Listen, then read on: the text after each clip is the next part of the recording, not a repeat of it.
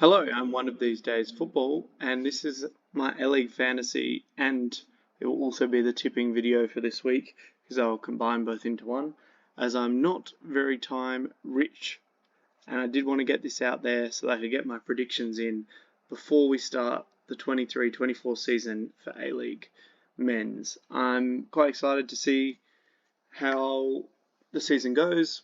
Obviously, with it kicking off with an Adelaide United doubleheader with the women's against the Central Coast. Should be really good. I think we'll see a lot of changes from last season in maybe the ladder position of a lot of teams. I think Sydney will be good, highlighted with Joe Lolly, who I thought was quite impressive in the pre-season in the cup competitions. And I think that we will still probably see Melbourne City low, Melbourne City high. But anyway, we'll go straight into it. I'll just get through and get some of my predictions out there. So this is the fantasy team that I've built for this season. To give you an insight on how I built it, I don't know if this is the way most people do it or if this is the theoretically correct way.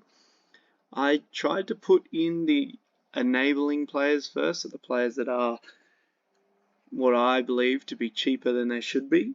So Johnny Yule for Adelaide at that kind of price, essentially the lowest price for a midfielder. I think he'll start most games, and I do think we'll see him start round one. I think I've gone with Paulson for Wellington as reserves goalkeeper because Wellington only have two goalkeepers. Paulson did play in the pre-season cup competitions. I don't expect him to start, but if there's ever an injury and you get a goalkeeper for the bare minimum price, I think that's a good choice. Tom Wadingham, I think he's proven that he's Brisbane's starting striker, and he is bare minimum price again. Now, unfortunately, I don't think Tom will play this week because he's with the under-19 squad in Europe, and I think their flight got delayed, so he won't even be back in Brisbane for kickoff. So I don't think we'll see him play this week. However, I do think throughout the rest of the season his price will rise dramatically, and these lower price players allow the selection of our more expensive players. So straight away, I wanted Jamie McLaren because I think he's just the best player in the game this year with no Craig Goodwin. And Joe Lolly was the other one who I know Brandon Morello probably was the one I was tossing up between, but I think with Joe Lolly, he's just impressed me a lot, and I think Sydney will do better than Western Sydney this year. So that is the reason I've decided to go with Joe Lolly. Jamie McLaren, I think to start the season, you just want to own him. You don't want to be caught without him. I think the punishment of being caught without Jamie McLaren is way, way too high. Joe Lolly, a bit more of a punt, but still obviously a very expensive player for a reason. Very impressive pre-season. I think I'm backing Sydney in. And Tom Wadingham rounds out our forward three. Midfielders, Arslan came in from the Serie A for Melbourne City. I honestly have picked him because he was one of the players I wanted. One of the reasons I had to go through these enablers is because Arslan just looks a class above most of the other players in the A-League, and I think we'll start to see that shine through. He looks S tier when our rest of our players might be A tier. He just looks unreal, and I think he'll be worth a lot of points. Kadiev for Wellington, punt. That is a punt. I have no idea how Italiano will go with Wellington. There's a lot of predictions saying they probably won't have a strong season. He is playing as a striker though. He has been known to score goals. I think a striker like him also offers an outlet for a team that might not have too much direction to start off with as a focal point, a way to go forward, a way to score goals. So for a $300,000 price, I think he's pretty good as a midfielder playing out of position in forward line. Although for a poor team, he might be their outlet forward. Davia for MacArthur, again, he's playing as a 9 in a 2-9 system. And obviously they've got like Jermaine, I think his name is, in from Europe. And I think they're just going to be very aggressive with those two strikers. And I think, again, Davia is a midfielder playing out of position for under 300,000. MacArthur, not a team I'm thinking will do particularly well. But a striker playing as a midfielder in this game looks like good value. Again, Lachie Wales, extremely cheap. I think he's one of the players that you should target in your own fantasy teams, as he's only 200,000, and throughout the preseason he was playing very high, often looked like the focal point of Western United's attack. He was finding himself out wide, but also I found him taking up central areas as well as a false 9 or a 9. And I think for a midfielder to be the best outlet going forward and only 200,000 in this A-League fantasy game, I think he's just highly undervalued. And we can probably see some returns. And I also think John Aloisi will do a good job with Western United. So I would go for Lachie Wales. I think he can be a point away for Western United to go forward, a point that they can look to, and he is diverse, can play off the wing, can play through the centre. Johnny Yule, I talked about earlier, as an enabler, a bottom price player who will be starting for Adelaide United, probably will be in an 8-10 kind of role. We've seen him carry the ball forward, scoring goals, getting assists many times, and if he starts to get fantasy points from being an attacking outlet for this kind of price, I can see him rising up extremely quickly. I think in the way that the players are priced this year, you really have to own Johnny Yule. Lachie Wales, look, if you can find a better option, sure, but Johnny Yule, I think, really should be owned by almost every player in the game. Going through the defenders' page, I think if you have Melbourne City, I think Melbourne City will just win the league. I think having their best fullback is a good idea. I don't think that is too much of a difficult one. Hingett looks to be nailed this year, at the start of this year for Brisbane. They did play quite well. A fullback who can get forward, create a bit of play. I think they're good. I wanted the other fullback, I forgot his name. I think he's newer for Brisbane, but he's listed as a midfielder in the game, so Hingett was the next best option, also quite cheap.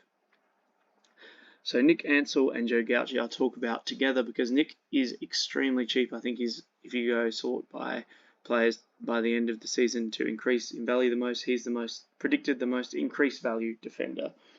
That's not why I chose him. I actually chose him because he was a bit unfortunate being injured, but I think if he can string together a number of starts for Adelaide, not only will Adelaide's defensive numbers improve, but obviously his price will increase drastically, somewhat helping out Joe Gauci. So this is somewhat of a prediction as opposed to normal. I think Adelaide are probably going to try and be a bit more solid defensively and a little bit less gun-ho in the attacking approach now without Craig Goodwin.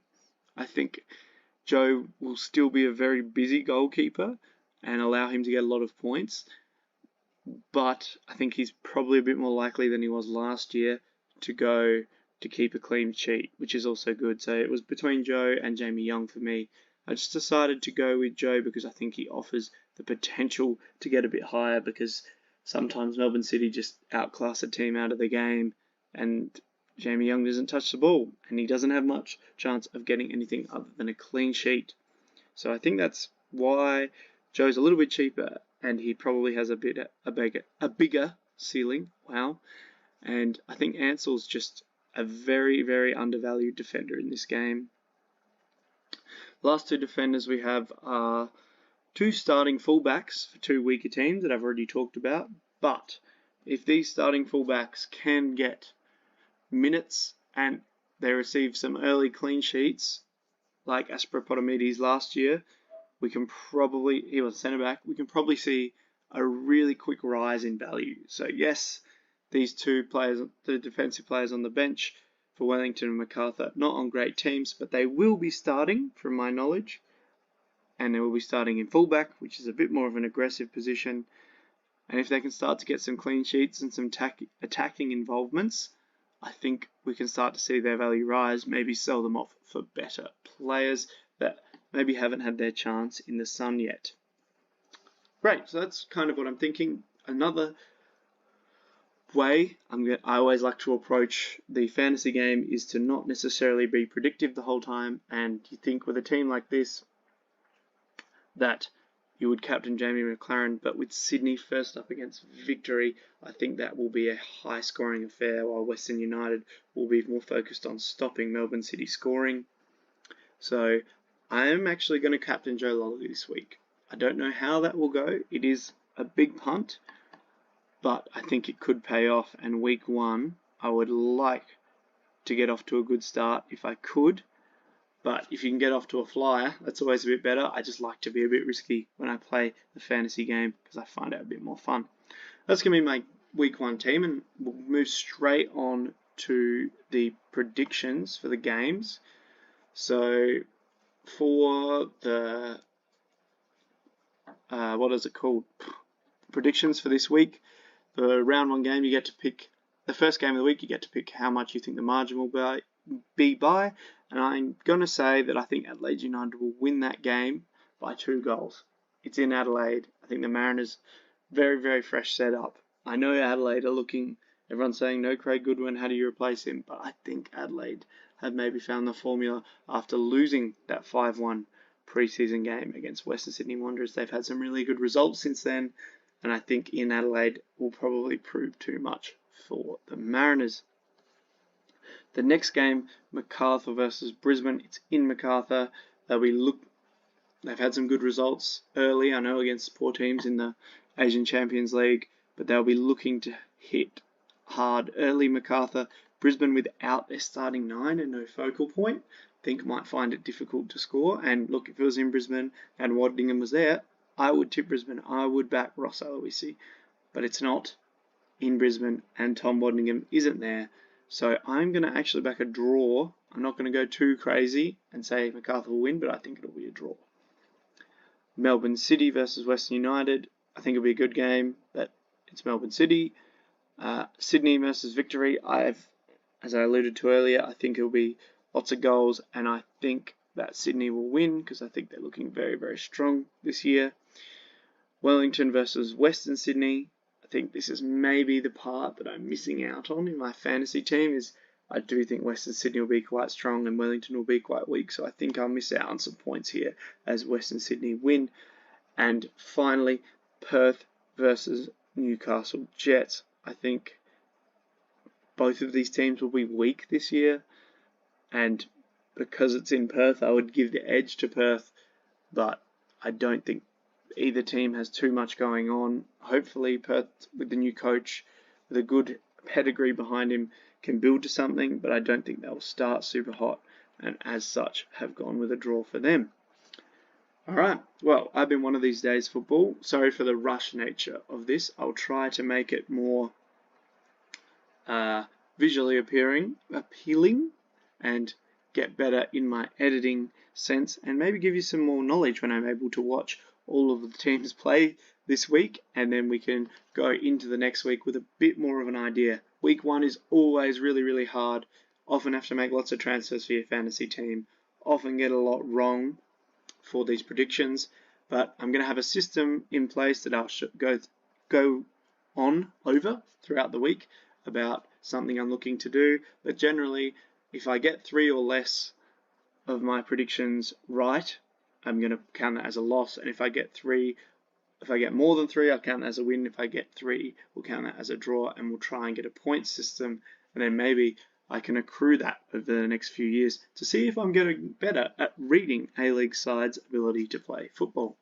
Anyway, I've been one of these days football. Hopefully I'll make another video and won't just drop out like I did last year.